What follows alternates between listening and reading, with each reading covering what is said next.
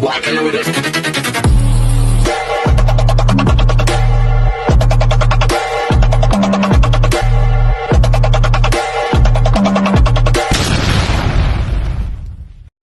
Hi everyone! Good evening! I'm back. It's your Mama Sam dito sa Sam Sam TV. Kamusta naman kayo mga amigo, amiga, kumare at kumpare? Sana lahat kayo ay okay at nakapag-dinner na ng bonggang-bongga. Kung ako naman ang tatanungin ninyo, ito sa awa ng Diyos, syempre tapos na din. Actually, hindi ako kumain masyado ngayon kasi kaninang tanghali, nagpunta kami sa Sizzler. Doon kami kumain ng lunch ni Nu. Sobrang dami kong nakain, grabe. At syempre, nag-dessert pa kami ng ice cream. So, nilibre ako ni Nu. So, natuwa naman ako kasi parang I spend time with Nu. O, di ba? So, yun. So, bonding together kami kanina. Kasi syempre, busy nga ako nung mga nakaraang linggo. So, ngayon, eto na. So, parang sige, bago ako pumasok sa school, so bonding muna kami. So, yon, masaya naman. At, ayun nga, bumili ako ng pagtay para sa dinner namin. Hati kami kasi sobrang dami. Saka busog pa rin naman talaga ako. Pero nag-enjoy naman ako sa dinner time namin. Kasi, alam mo yun, ang sweet lang. Oh, di ba? So, eto na nga, marami nagtatanong sa akin. Kasi mga Latinas beauties, umahataw sa pagkuha ng corona. Ang Philippines daw ay napag-iiwanan or hindi daw tayo nakakakuha ng corona pa. Ano daw ang chika ko doon? Oo nga, napansin ko nga. Di ba sa Miss Charm, ang nanalo ay Brazil. Ayun ay ginawa noong February. And then, supranational, nanalo ay Ecuador. Tapos, pagdating naman sa Miss Grand, nanalo ay Peru. Tapos, pagdating naman dito sa, sa Miss International, nanalo ay Venezuela. So, Latinas, di ba? Pumataw sila. Latinas is back. O, di ba? So, na-alarma ba kayo? Ako kasi, para sa akin, panahon lang yan. Saka, yung mga kandidata naman natin, in fairness naman sa kanila, they are trying their best. Kaya lang, parang minsan, napansin ko lang to ha, parang nakampante din minsan yung kandidata natin kung paano sa kanilang preparasyon.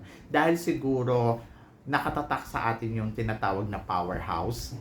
Yung powerhouse kasi, parang minsan, parang sobrang lakas ng Philippines. So, feeling nila anytime pwede na silang pumasok sa semifinals. So, yun yung isa sa mga factor na kung bakit parang nagkukulang ng preparasyon yung mga girls. Kasi parang, it's enough na yan.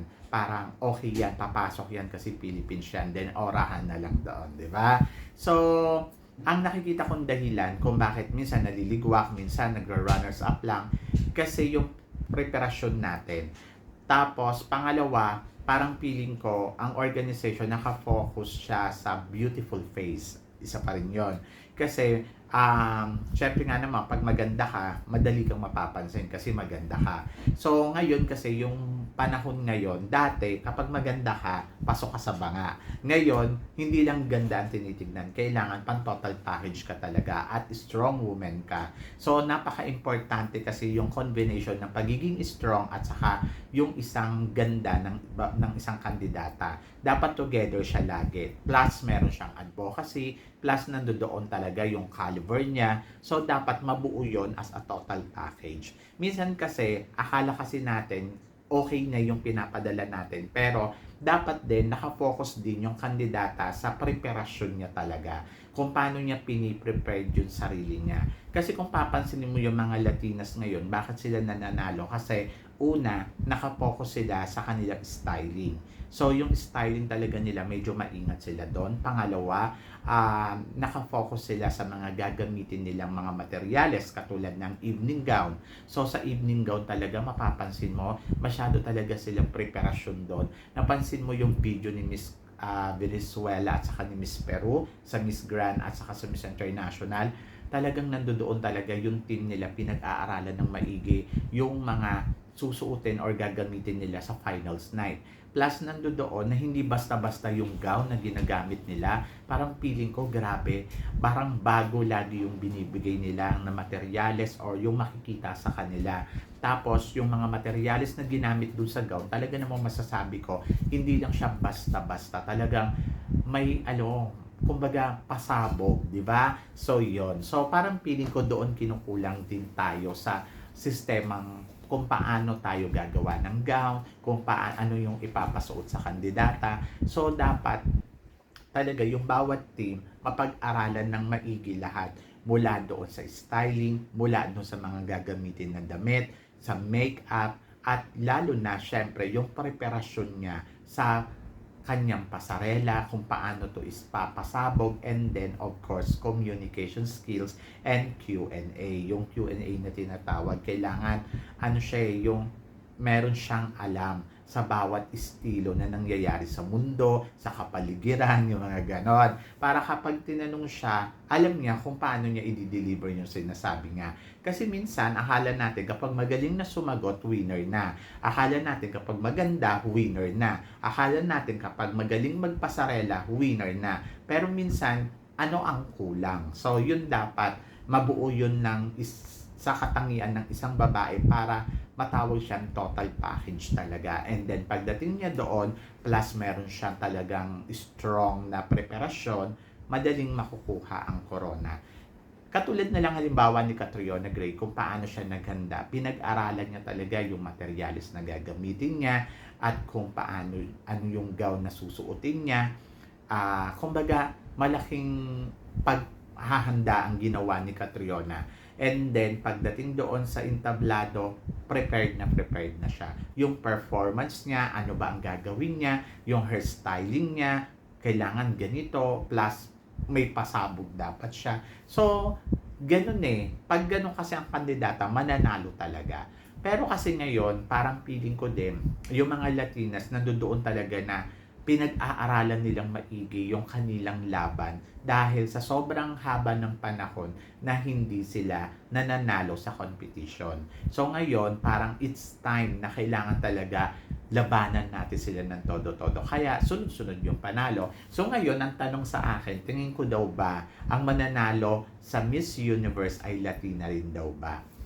To be honest, malakas ang preparasyon ngayon ng mga Latina.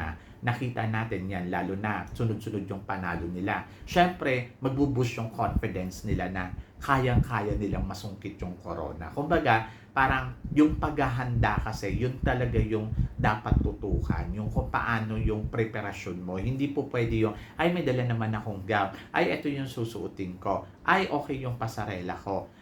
Ang pasarela, kailangan, siyempre, talagang performance level ka. Huwag kang makontento doon sa ipinapakita mo lang na parang naka-scripted ka. Kasi at the end of the day, kapag nakita yan ng organization, lalo na kung nakakopy mo yung nagtitraining sa'yo, tapos yung nagtitraining sa'yo ay kilala. So kapag nakita yan ng organization, hindi authentic na yung makikita sa'yo. Ang makikita na sa'yo, yung kilala niya na nagtitraining sa'yo. So, ganun yung mangyayari doon. So, hindi kasi, syempre, ang hinahanap din ng organization, yung authentic na galawan, di ba? So, kung papansinin mo, yung mga nananalo ngayon na queens dito sa mga Latinas, katulad na lang sa Miss Charm, hindi sila yung tipong palong-palo. Yung kung papansinin mo, parang ang dating ay hindi sila scripted.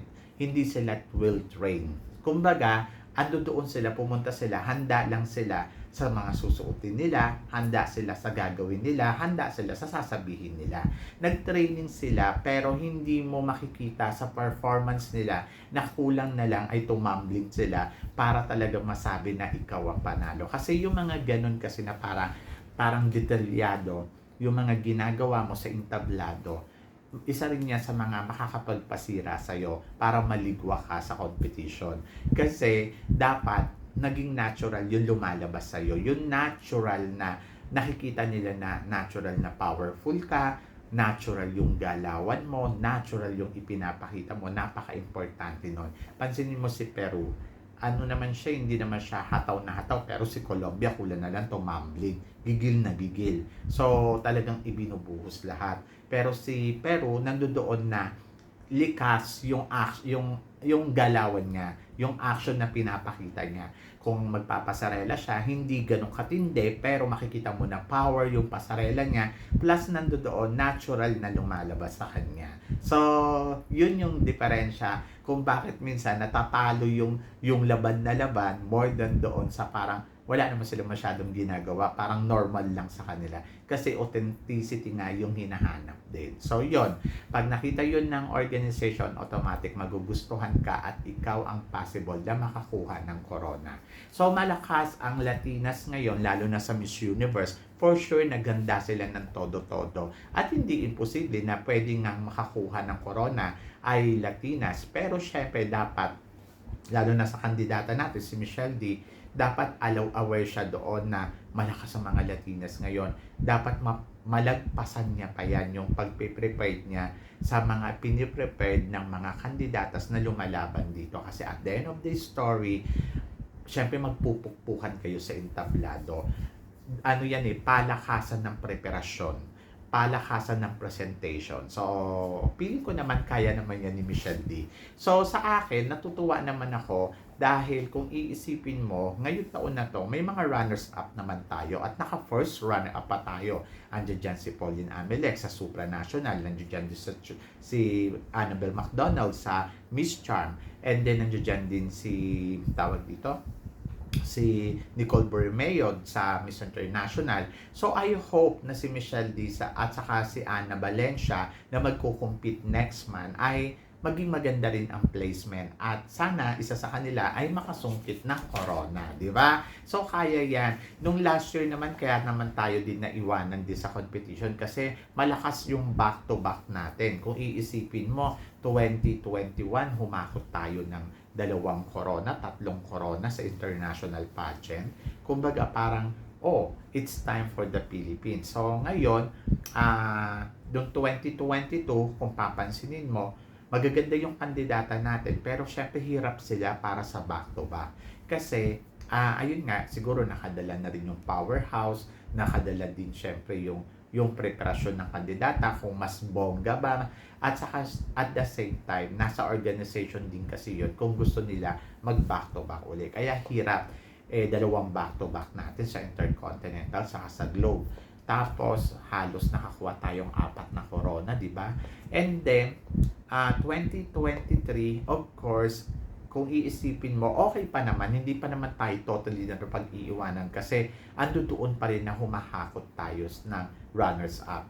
At malay natin sa mga susunod pang kandidata na ilalaban natin ay pumalo pa yan ng corona, di ba? So yun, so ang akin, siguro time din. So depende yan sa sitwasyon. But umaasa pa rin ako na sa lahat ng mga ilalaban pa natin sa international pageant, for sure, may makakasungkit at makakasungkit doon ng corona sa kanila. So, yun, at hindi mawawala yan sa eksena. Taon-taon kaya, nakakadalawa tayo talaga. So, nung isang taon lang tayo yung medyo nahirapan din kasi nga gawa nga ng back-to-back, di ba? So, kayo guys, ano guys ang tingin ninyo? Bakit nga ba na pumapalo ngayon yung Latinas? At tingin ba ninyo, bakit tayo naiiwanan sa runners-up or minsan hindi tayo napapasama sa semifinal. So please comment below para at least malaman ko naman kung ano ang chika mo sa mga pinag-uusapan natin. So yun guys, maraming salamat. Syempre sa mga hindi pa po nakaka-subscribe dyan, please don't forget to click like and subscribe my channel. I-click nyo na rin po yung notification bell syempre para lagi kayong updated. Syempre sa aking mga chika. So guys, hanggang dito na lang. Maraming salamat po. Hanggang sa muli nating chikahan. See you tomorrow. Thank you guys.